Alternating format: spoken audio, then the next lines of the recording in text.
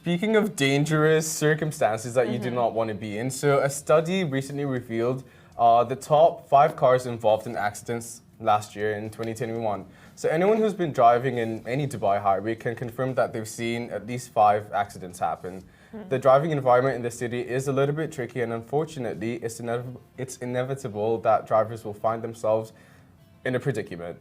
So Yellow Compare decided to get some stats on this matter. They looked into the average cost of a car crash, how many crashes occurred in 2021, what caused them, and what were the cars most involved in accidents. Now, the 5 cars involved in the most accidents include Mitsubishi Pajero, accounting for 2.99%, Honda Accord at 3.39%, Honda Civic at 3.35%, Nissan Altima in the second spot in the list with 3.82%, and Toyota Corolla accounting for 4.86%.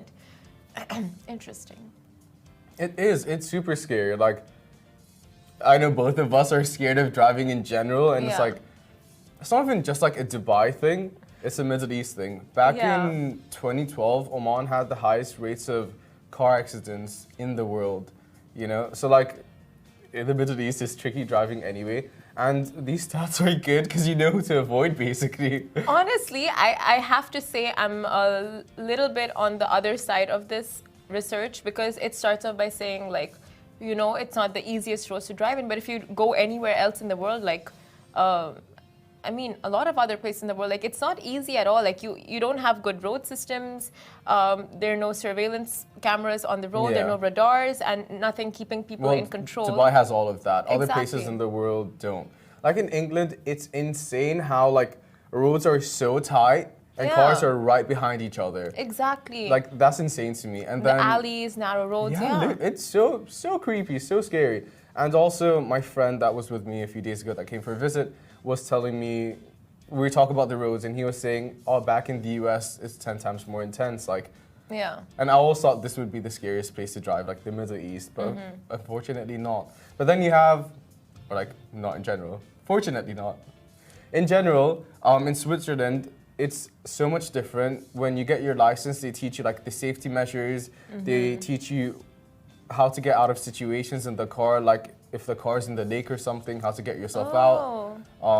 I mean, we wouldn't really learn that because you don't have lakes in the middle of nowhere. I know, but it's just like safety precautions, you know, and like situations that you'd want to get yourself out of. But it is good not to discriminate against specific cars, but like no, it's not discriminating, but these are the most common cars out there anyway. They're affordable, they have great resale value. The parts are easy to find if you do happen to get into an accident. So it's like the figures, it makes sense because they are a majority of the cars. I mean, you're not going to find like every second person owning a Lamborghini or a Ferrari. What do you mean? This is Dubai. No point. But yeah, like, I don't know, it just like, it puts in your head that I need to be safe. And like, it's not, when you're driving, you know that you can drive, but you have to be aware of the people around you. You have to be aware of 8 different angles, essentially, to stay safe. And it's not necessarily hard, but like, it's being aware of other people and like having that consideration. But one major tip, if you are getting a car and you're not like that into just the bougie aspect of it, is always to look at the resale value of the car you're getting, because later on you're going to thank yourself for it.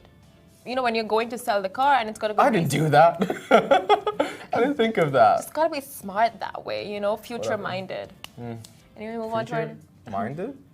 What is that? What is that? Not for